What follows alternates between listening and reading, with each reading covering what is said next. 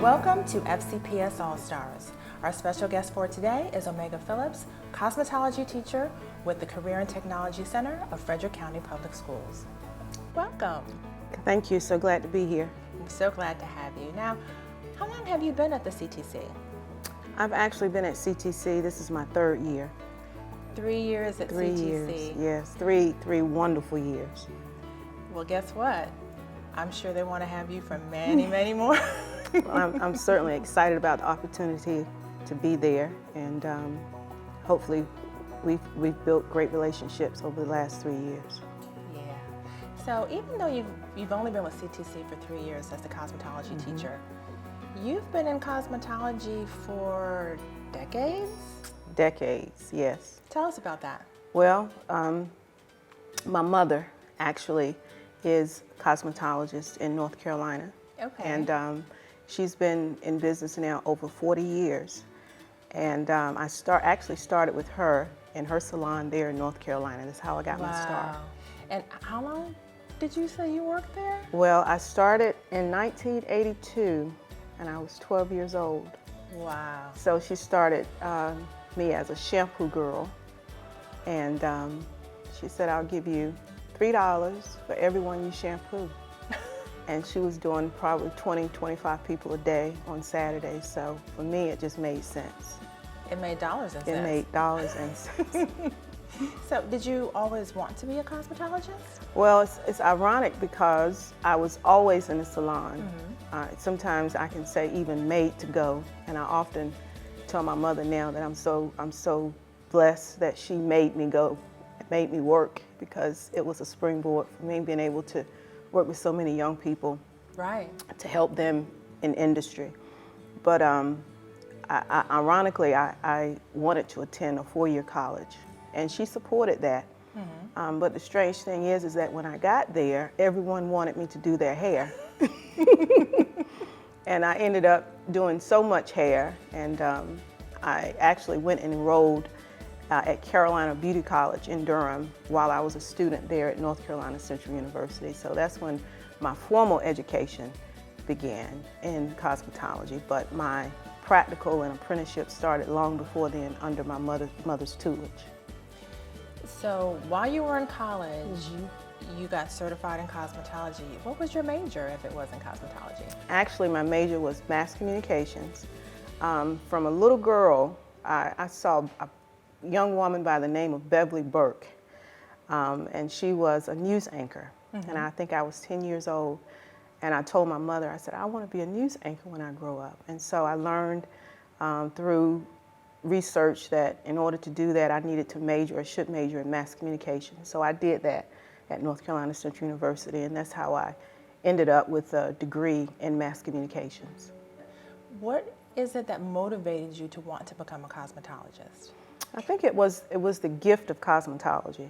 I refer to it as being the most rewarding with the least amount of effort. It was a natural tendency. It was something that I was able to do. People were pleased with their look, pleased with my work, and it was very lucrative.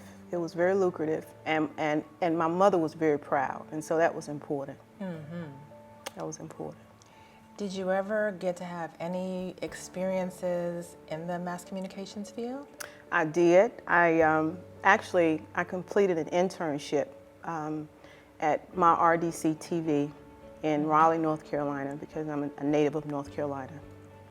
And during that time, I worked with the marketing department, actually with the marketing director. And she was more so behind the scenes. And at that time, I really had decided that education was for me, because I kind of had an alternative route. I worked in cosmetology and taught prior to completing my undergraduate degree, because when I was in my undergraduate studies, I kind of did a detour into cosmetology, but I wanted to go back to finish my career or my degree, because it was important for me to do that, because it was something that I had started, and I wanted my children to experience the idea of completing what you started, and I wanted to lead by example. Absolutely. Absolutely. Now, you're on my little show right now, and I understand that you had a show of your own at one point. I did. I actually did. That was also a spinoff from an internship through North Carolina Central University. That was actually a on-set, on-air broadcast show, and it was a faith-based show. And the title of the show was Daily Inspirations with Omega, and it was out of Rocky Mount, North Carolina, which is close to my hometown. And I was fortunate to work with a lot of ministries there to showcase a lot of gospel music talent, etc. And that's actually how I met my husband. Really? Yes. Yes, that's how I met my husband. At that time, my husband, who was a minister of music, had done his first CD, and he was hoping to get some marketing assistance with his CD. And I was working with Luther Barnes and the Gospel Classic there doing the marketing for the new artists, the new gospel artists. And so my husband heard that I may be able to assist him. So we got together, and the rest is history. So that sounds like a divine intervention. It was, it was. So you talked about taking some detours. What detour happened in 1994? Well, in 1994, in North Carolina, I represented our state as Miss Black North Carolina, and was fortunate to be able to come to the nation's capital to represent our state in the Miss Black USA pageant. And I think that was a turning point for me in my growth and development, because at that point I really learned that we really have something to offer, and we need to learn what that is so that we can expedite not just ourselves but help others. And it was through my pageant platform, which was Teen Pregnancy, that I met so many young ladies, and I hope to have motivated them through inspiring them to become educated and to become informed about all of the opportunities that were yet available to them, even though they had experienced teen pregnancy. That's wonderful. Yes. And that sounds like it's really fulfilling. It is, and it was. All right, so you started working at 12, and probably before that, you probably just started getting paid at 12 as a cosmetologist. Yes. Then you went to school for mass communications. And you've had a television show, and you were in a pageant. Yes, pageant circuit for a couple of years. And you met your husband. So you've been a busy lady, but I got a feeling that that's not all. Well, it's not. Of course, I have 4 children, and that in itself is a story in itself. But within my professional life, I started in real estate. In 2000, I became licensed, but I took the course probably in '92. But at that time, I wasn't ready to actually sit for the exam, so it took me some time with getting the children settled. And so I did real estate, and the beauty of cosmetology is that and even education, teaching, it allows you to be able to do different things, because you have summers, you have weekends, and so you're not confined to long hours, and you're able to explore other interests and creativity, and even to find out what your enterprise is. And so it was through real estate that I learned that there was actually some things that I could do in addition to cosmetology and education. You mentioned that you had a heart for young women, that Yes. you really discovered as you were working with the pageant. Where has that led you? Well, that has led me to ministry, and it was during my time in the pageant circuit that I received a call into ministry. And since 2002, I've worked diligently with ministry through outreach and empowerment for women and young people, and it's been very rewarding, I believe, because it is a passion. And I've been able to extend that into the classroom. So through that is how you wound up in Frederick. Like, I'm trying to make the leap. Yeah. Well, the majority of my professional experience and education was in Virginia. Northern Virginia. I started teaching in Fairfax County in my 20s, in the 90s. And from there, I kind of did a little detour back to North Carolina. That's where I'm from. And I spent time there, and I worked there in the community college system as an adjunct, and in a salon at my mother's, and real estate primarily at that time. But I still taught because I was able to juggle my schedule with working as an adjunct. So it kind of still kept me connected to education. But I came back to the DMV in 2013. And I was actually hoping to go back to Fairfax County because that's where I had started and that's where my initial tenure was. But at that time, it wasn't an opening in Fairfax. And one of my mentors from Fairfax mentioned to me that there was a job opening in Loudoun County, Virginia. And so it was very ironic because their cosmetology teacher had actually passed the first day of school. Oh my goodness. And they were looking for a replacement, someone to come in and take the class in October after the school year had started. So I agreed to go in because they wanted a veteran teacher, so when they felt that they could jump right in and expedite the program in order to get the children or the students prepared for the state board exam.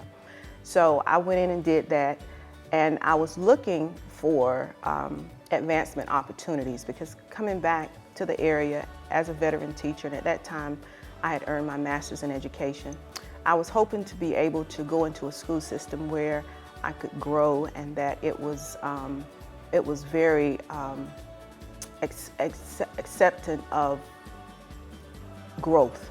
Right. And I saw and learned that Frederick County is very acceptable for growth and that they're looking for teachers who are looking to improve themselves through education and experiences. Exactly. So how does your incredible background impact your students today? Well, I think, and I often tell my students that I've been doing this for quite a while now, and I've learned patience and diligence, and relationships are very important to me. And I learned through actually a graduate course that I took here at Hood. When my first year teaching, I took advantage of some learning opportunities that was at Hood College. Okay. And Tracy Lucas was actually my professor, and she helped me to understand my curriculum style, which is a Montessori approach to education. And I think once my students learn to accept that approach to learning, the Montessori approach, which is I provide an environment that's conducive for learning, and then I support them within that environment, which is a safe environment. Right. And it's also an environment that I want them to feel nurtured, I want them to feel protected, and I want them to feel compassion. And all that to me is ministry. And so it's been a great run. And how do your students respond to your teaching style? Because that has to be a little different than the traditional classroom setting. It is. I have a few students who experienced the Montessori curriculum very early on, and they got it. I mean, they were like, oh yeah, I really like being able to, work, at my own pace. I really enjoy the independent projects and, the environment for teaching and learning. They really got it. I had a couple of students who weren't familiar with that approach, and they struggled a little bit. And there was a compromise because for me, I realized that they needed a little bit more structure. Okay. And I would provide that for them. But at the same time, I would ask them to consider at least attempting to do things from that approach. And I think the majority of them, being that it is a lab setting, they've learned to appreciate that with working on different things at different times with less management as far as the teacher is concerned, but becoming more disciplined themselves because it's all a part of getting out in the real world and them being able to be productive as cosmetologists in the industry. That's phenomenal. Well, I'm sure they appreciate you and all that you do for them, and I'm sure a lot of people appreciate you doing their hair. Well, yes, we have a great clientele that supports our clinic there, and they've been coming for years, long before some of them have been coming for 20, 30 years, and so we really appreciate them and giving of their time so that our students will have live practice. Yeah, it's much better working on a human It than is. working on a mannequin. It is, it is, it is. All right, well, Omega, thank you so much for joining me today. Well, thank you so much. I appreciate being here. And thank you for joining us too. Stay tuned for our next episode, and in the meantime, shine on.